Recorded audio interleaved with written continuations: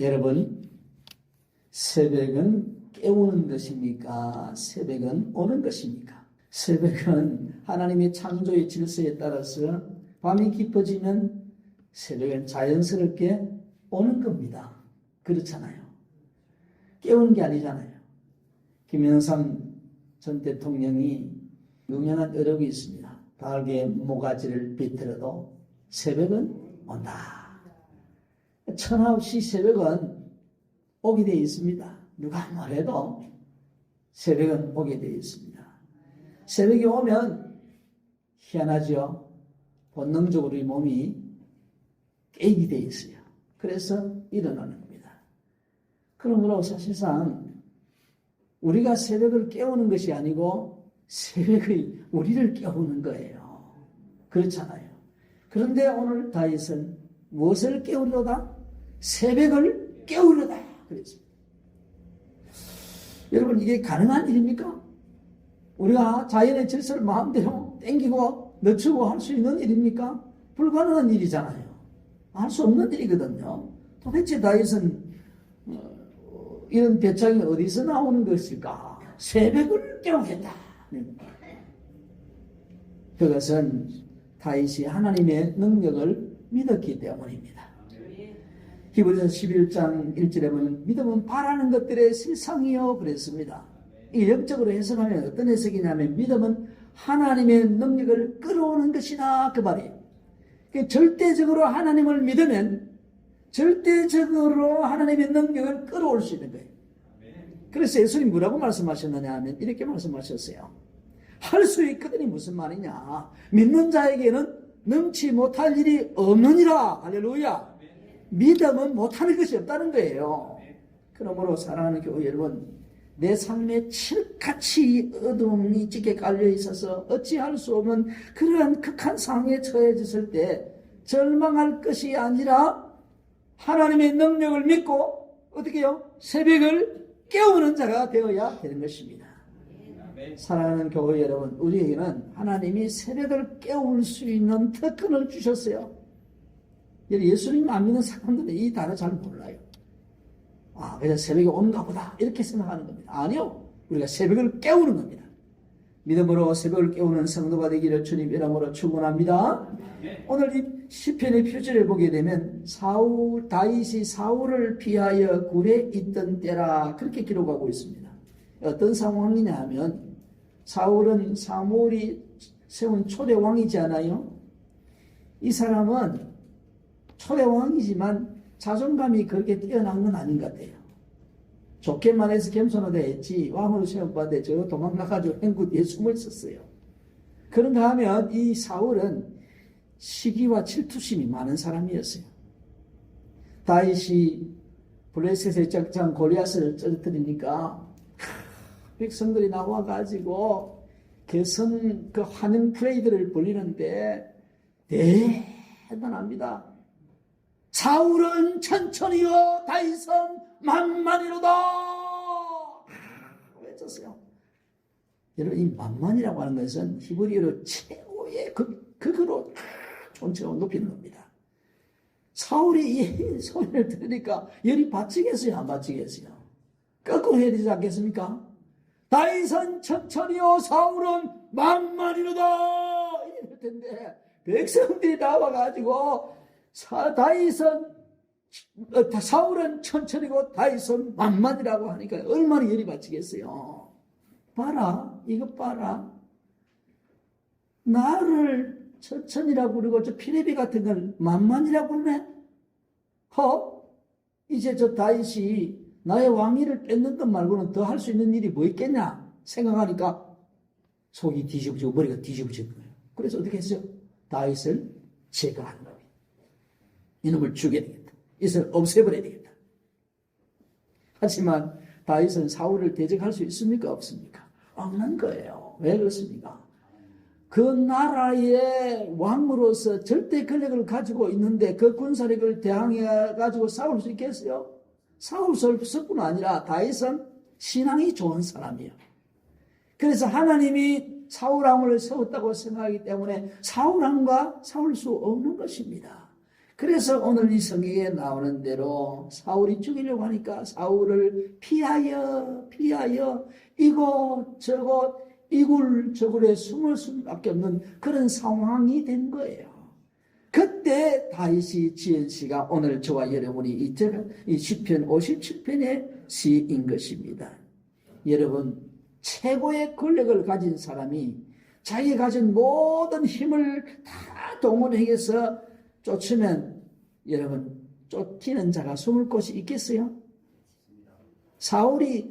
다윗이 사울을 피하여 이렇게 했지만 사실은 사울은 쫓는 자고 그리고 다윗은 쫓기는 자입니다.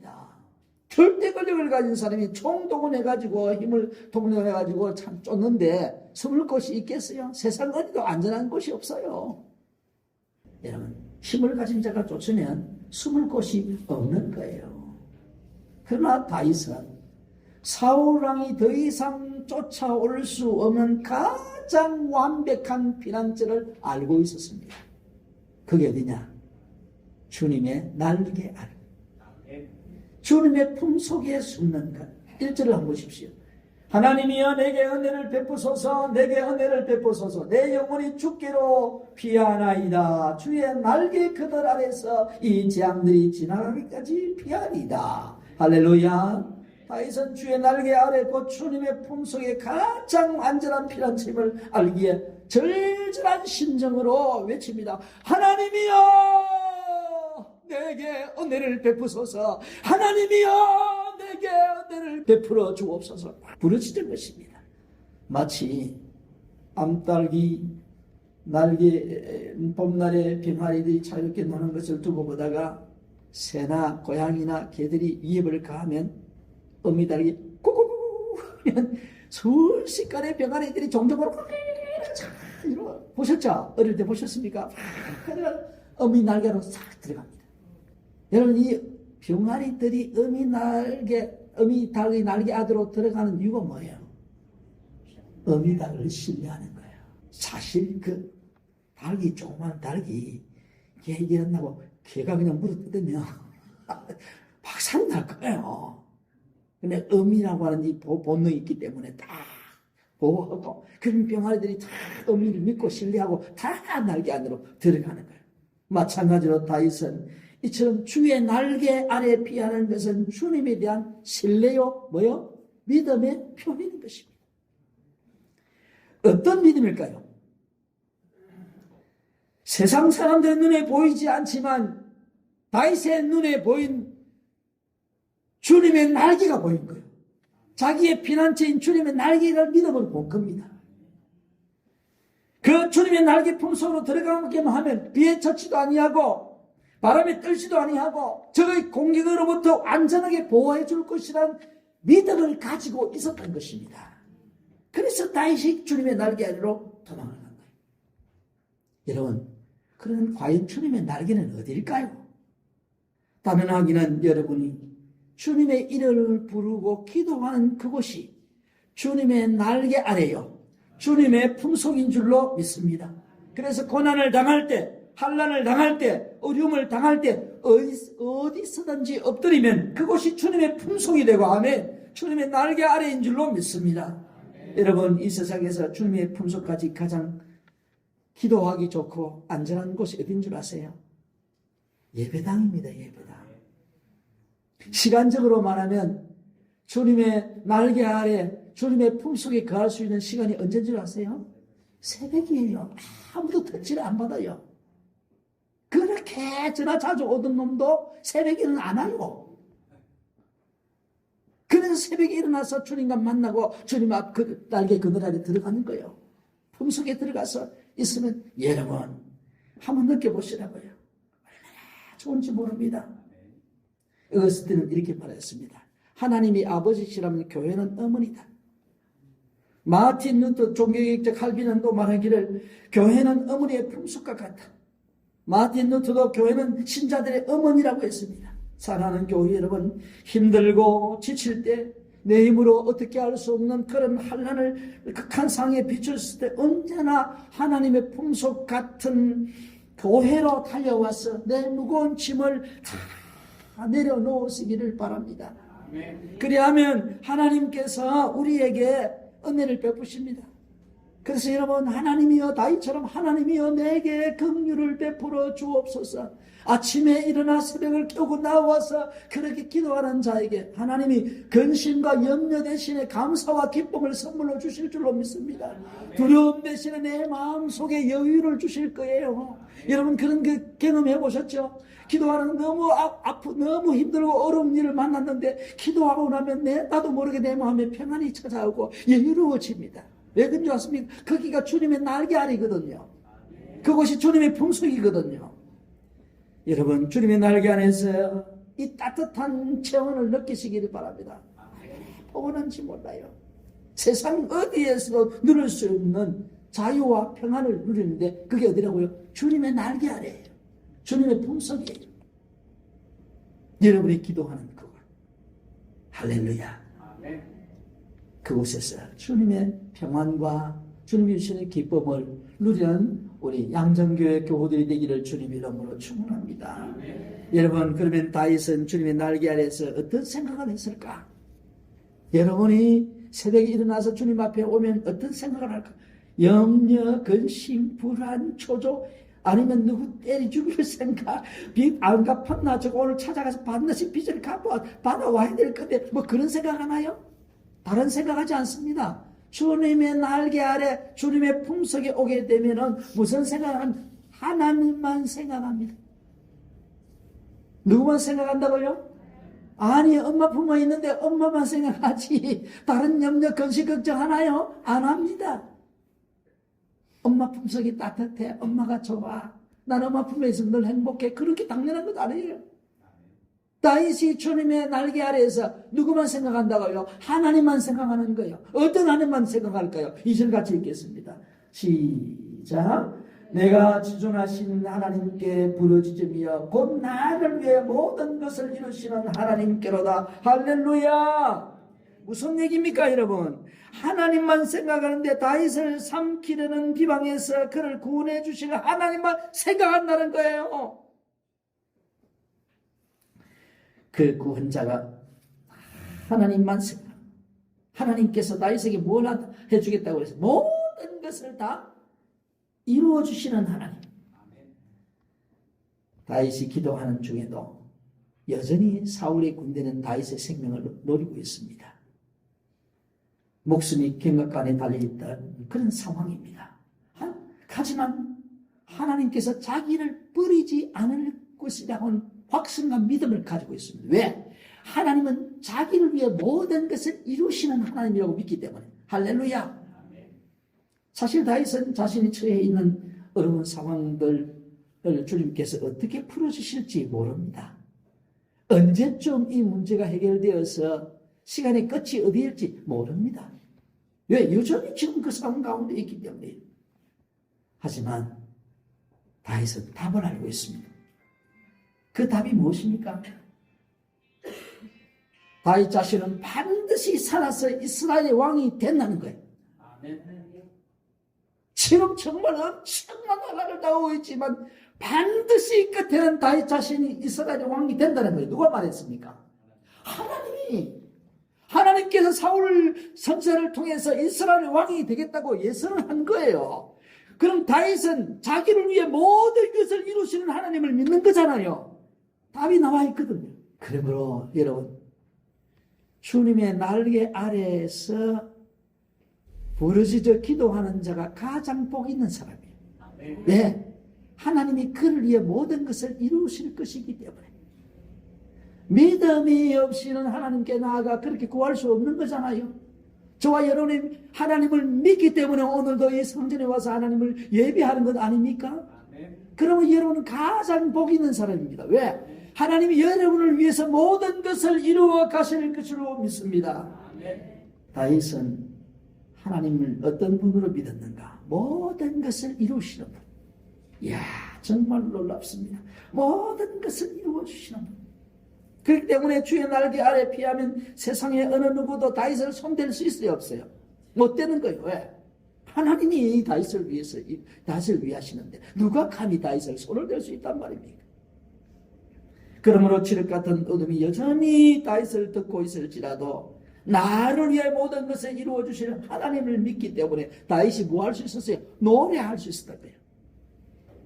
영광아 깰지어다, 비파야 수구마 깰지어다, 내 영혼아 깰지어다, 비파야 수구마 깰지어다, 내가 새벽을 깨우리로다. 왜? 그건 답을 알고 있기 때문에. 주 예수와 동행하니 거디나 하늘나라. 이 찬송이 주님의 날개 아래 안전에 들어가면, 주님의 품속에 들어가면 저절로 나와요. 입술에서 이런 찬양이 끊어지지 않은 사람은 주님의 날개 아래에 있는 사람이에요. 주님의 품속에 있는 사람은 이런 찬양을 할 수밖에 없는 거예요. 왜? 승리를 확신하기 때문에. 나를 위해 하나님 모든 것을 이루어 주시기 때문에. 아멘. 아무리 원수가 비방한다 할지라도, 아무리 원수가 달린다 할지라도 승리할 수밖에 없는 것입니다. 아멘. 이런 은혜가 있기를 주님 이름으로 축원합니다. 아멘. 주의 날개 아래 피하는 자를 하나님께서 어떻게 구원하시겠다 했습니까? 3절 같이 읽겠습니다. 시작. 그가 하늘에서 보내사 나를 삼키는 자의 비방에서 나를 구원하시는지로다. 셀라. 하나님이 그의 인자와 진리를 보내시리로다. 아멘. 이 말씀을 보게 되면 놀랍습니다. 다윗을 삼키는 자의 비방에서 그를 구원해 주실 것이라고 말씀하는데, 그 구원자가 어디서 온다고 그랬어요? 예, 그가 하늘에서 보내사 나를 삼키는 자의 비방에서 나를 구원하실 것이라. 하나님이 다윗을 구원하는 자를 하늘에서 보내는데, 보내어서 자기를 다윗을 삼키는 자를 그 비방에서 하나님이 다윗을 건져내어 주실 것이라. 다윗을 구원하는 자가 어디서 온다고요? 하늘에서 내려온다. 야, 놀랍습니다. 이것은 우리가 이 땅에 어떤 길로 가도 이 땅에서는 피난처가 없다는 거예요. 그럼 어디 있다는 겁니까? 하늘에 있다는 거예요. 하늘에. 다시 말하면 주님께 피난처가 있고, 주님 품속이 피난처이고, 주님 품속이 나의 산성이 된다. 그 말씀이에요. 하늘에서 보내서 삼키는 자로부터 구원해 줄 것이라고 했습니다. 그러므로 주의 날개 그늘을 자신의 유일한 피난처로 삼고 기도하는 자는 하나님이 당신의 방법대로 당신의 때에 구원하실 줄로 믿습니다. 아멘. 이게 뭐예요? 이걸 믿음이라고 표현하는 거예요. 내 방식대로가 아니고 내 뜻대로가 아니고 하나님의 방법대로 하나님의 때에 우리를 위해서 하늘에서 보내신 그 하나님의 영이 역사해 주실 줄로 믿습니다. 가장 어려울 때, 공고할 때 중요한 것은 뭐예요? 내 마음을 지켜야 되거든요. 내 마음. 나를 삼키려는 자가 어떻게 한다고 그래서 다윗을 비방한다고 그랬거든요. 여러분, 제가 진짜 악한 마음을 가지고 너무 누구가 미운 거야. 그래서 사람 만나면 내가 입으로 막 쫓는 거야. 그 인간 잘 되나 두고 봐라.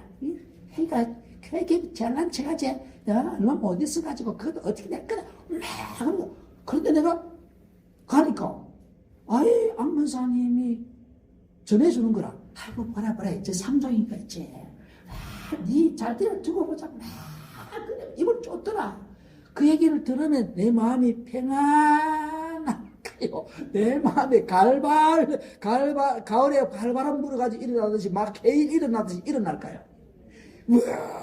화가 올라오고 감정이 올라오고 얼굴이 뭐랄까 그 인간이 날 보고 그랬다고 그러면서 마음의 평정을 싹 잃어버리는 거예요. 하나님의 사람이 비방하는 자의 비방을 들으면 감정이 올라와가지고 평정을 잃어버리고 하나님의 사람다운 일을 하나 못하게 되는 거예요. 다시 말씀드리면 기도의 자리에 못 들어가요. 들어갈 수가 없어요. 여러분 막 마음이 뒤숭숭해서 기도가 되던가요? 기도 안 돼요. 어려울 때 기도하고 기쁠 때 찬송을 하는데 어려울 때 더 기도 안 되고 열이 받치고 막 화가 나고 그러잖아요. 근데 나를 삼키는 자가 나를 비방하는데 이게 지금 마음이 평정이 오겠어요? 번지가 안 되니까 기도가 안 되는 거예요. 하나님의 사람다운 행동은 안 하고 또 예수님 안 믿는 사람까지 똑같이 하는 거예요. 뭐랄까 그 인간이 나를 그랬다고. 그래 한번 가자. 안근사님 당신 증인돼야 돼. 가자. 그래가지고 가가지고 막 뒤집는 거야. 그러면 어떻게 해요? 사탄은 춤을 춥니다. 그래 내가 오늘 멋지게 한 바구나 당하는 거예요. 흥분되면 안 돼. 그래서 신자는 뭘 지켜야 돼? 마음을 지켜야 돼. 내 마음이 상하지 않도록 지켜야 되는 거예요. 흥분되면 지는 거예요. 여러분 운동선수들이 보면 그 공을 찾잖아요. 그렇게 가다 보면 감정이 올라와가지고 그만 막 자기도 모르게 주둥이는 막 그냥 그럼 어떻게 해요? 레드카드. 그러면 그 게임은 그대로 상대방에게 뭐예요? 헌납하는 거예요.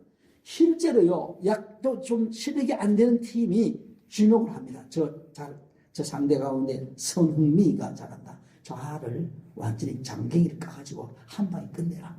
그래서 그만 노리고 있는 선수가 있어요. 그건 아주 나쁜 선수지만, 그러면 그 장기인을 깠는데 아프기라도 다치진 않아서 일어나가지고 가가지고 꽉 차려고 이렇게 합니다. 그죠? 그 감정을 주체 못하고 그래가지고 막 이러면 그날 게임 망치는 거예요. 저런 거예요. 마찬가지로 여러분 우리의 마음이 흥분되어가지고 기도하지 않고 세상 방법을 따라가게 돼 있어요. 그러면 어떻게 백전백패입니다. 사탄에게 저는 거예요. 그러므로 무엇보다 뭘 지켜야 된다? 내 마음을 지켜야 된다. 그런데 주의 날개 속으로 피하면 하나님께서 하늘에서 지키는 자를 보내주고 하시고 나의 마음을 지켜주겠다는 겁니다. 할렐루야. 그럼 여러분 어디 와야 되겠어요? 주님의 품속으로 가야 되는 거야. 나를 비방할 것 같은 그런 일이 생기고 나를 죽이려고 하는 일이 생기면 주님의 품속으로 달려가는 거야. 그러면 나의 아버지 하나님께서 내 마음을 지키도록 하늘에서 마음을 지키는 자를 보낸다는 거예요. 그래서 내 마음이 빼앗기지 않기 때문에 포기하지 아니하고 절망하지 아니하고 세상의 방법으로 가지 아니하고 하나님 아버지 앞에 나아가서 부르짖어 기도하게 된다는 것입니다. 주의 날개 아래서 하나님 앞에 부르짖어 기도하는 자는 마음을 지킴을 받은 자입니다. 승리한 자예요. 주님의 날개 아래 비한 우리를 구원하시기 위해서 하나님께서 하늘에서 누구를 보낸다고 그랬어요? 마음을 지킨 자를 보낸다고 했는데 그 마음을 지킨 자, 우리를 비방하는 자에게서 비방을 해서 우리를 지키기 위해서 하늘에서 보내는데 그 보내는 사람, 보내는 분이 어떤 분이라고 하는 거예요? 잘 보세요. 3절 끝에 보니까 하나님이 보내시는데 하나님이 그의 인자와 진리를 보내시리라. 할렐루야. 나는 천사를 보내는 줄 알았는데 천사를 보내지 않고 하나님이 인자와 진리를 보내겠다 그랬습니다. 이게 무슨 뜻인가? 여러분, 인자는 죄인을 향한 하나님의 끝이 없는 사랑, 은혜를 말하는 거예요. 우리가 하나님을 떠나지 않고 주의 날개 아래 거하는 이상 하나님은 절대로 우리를 포기하지 않고 지속적으로 하나님의 은혜를 입히셔서 우리를 비방하는 자의 비방하는 그 마자의 마음대로 되지 않도록 하나님의 은혜를 입히신다는 겁니다. 하나님의 사랑을 우리에게 주신다는 겁니다. 할렐루야. 그럴 뿐 아니라 주의 날개 품속에 들어온 이상 끝까지 하나님이 신실하다는 겁니다. 무슨 얘기입니까? 우리를 속이거나 기만하지 않는다는 겁니다. 우리가 기도하면 도와주겠다고 하고 나중에 가서는 내가 언제 그랬냐, 하나님이 그렇게 배신하지 않는다는 겁니다. 반드시 하나님이 당신의 약속하신 대로 지킨다는 겁니다. 그래서 하나님은 우리가 하나님 당신에게 뭘 하기를 원하느냐, 기대를 가지기를 원합니다. 왜? 당신이 하신다고 하셨으니까. 그래서 하나님은 진리이고 신실하신 분입니다. 하나님의 인자와 하나님의 은혜와 하나님의 진리를 우리에게 보내서 끝까지 주의 자녀를 지키겠다는 겁니다. 이보다 더 큰 은혜가 있습니까? 여러분, 하나님께서 허물과 죄로 말미암아 죽은 우리를 버리지 않으시고 구원하시리고 하늘로부터 뭘 보냈다고요? 인자와 진리를, 은혜와 진리를 보내셨다. 여러분 생각나는 분 계세요? 은혜와 진리가 충만한 분이 누구예요? 예수 그리스도입니다. 요한복음 1장에 보게 되는 말씀이 육신이 되어 우리 가운데 거하시며 우리가 그의 영광을 보니 아버지의 독생의 인자의 영광이요 은혜가 진리가 충만하더라. 누가요? 예수 그리스도. 예수님은 우리 같은 죄인에게 한없는 은혜를 부어주셨습니다. 십자가에 자기의 생명을 내어주시기까지, 목숨을 주시기까지 하나님은 우리에게 은혜를 베풀어 주시고 사랑하시되 끝까지 사랑하셔서 성령을 보내 지금도 여전히 우리 주 우리를 위해 기도하시고 주의 나라에 우리를 다시 데려가게 오실 것입니다. 할렐루야, 할렐루야. 주의 나라의 나를 상승하는 은혜를 주셨는데 반드시 그 진리대로 하나님이 우리에게 행하여 주실 줄로 믿습니다. 하나님이 나라를 주시겠다고 약속해놓고 이제 내가 그랬나 부도수표되지 않습니다. 반드시 그 나라에 들어가서 주와 더불어 영원토록 살게 될 줄로 믿습니다. 이 약속을 변개치 아니하고 모른다고 발뺌하지도 아니하시고 반드시 지키실 분이 신실하신 하나님이라는 거야. 그래서 예수 그리스도께서 우리에게 은혜와 진리로 오셨어요. 우리를 죄와 사망 가운데 구원하실 뿐 아니라 하나님의 나라에 데려가실 줄로 믿습니다. 그러므로 여러분, 그보다 더 큰 은혜가 있습니까? 없는 거예요. 그러므로 주님의 날개 아래서, 주님의 품 안에서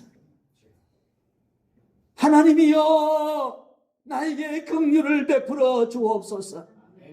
이 환난이 지나기까지 아버지의 품속에 있겠나이다. 하나님이여 내게 긍휼을 베풀어 주시옵소서. 내 자녀의 문제가 해결되기까지 내가 주의 품에 거하겠습니다. 하나님이여 나에게 긍휼을 베풀어 주시옵소서. 이 교회가 부흥이 되기까지 주의 날개 아래서 내가 나가지 않겠나이다.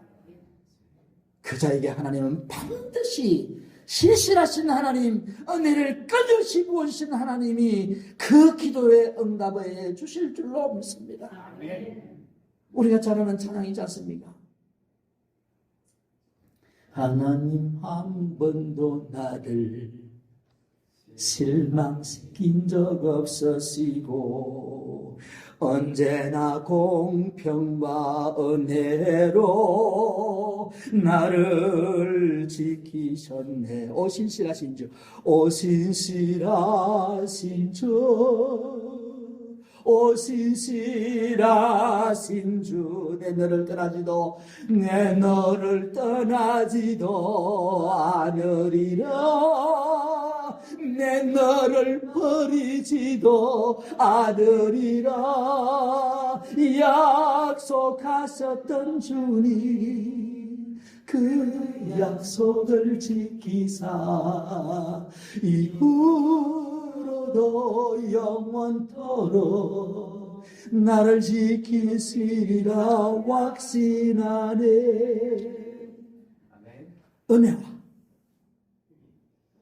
은혜와 진리를 우리에게 보내서 영원토록 우리를 지켜주실 것이라고 말씀하셨습니다.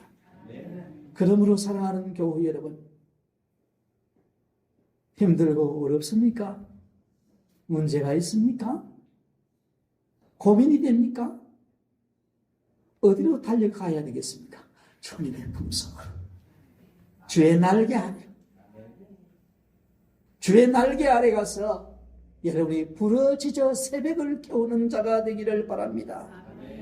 내가 이 세상에서 환난을 당할 때 주님의 날개 아래로 들어가시길 바랍니다. 주님 품속에서 나를 위해 모든 것을 이루신 하나님께 부러지시기를 바랍니다. 하나님이여 나를 긍휼히 여기소서. 부러져 기도하시면 주께서 인자와 진리로 우리에게 역사하셔서 여러분이 고민하고 있는 것, 해결되어야 할 것들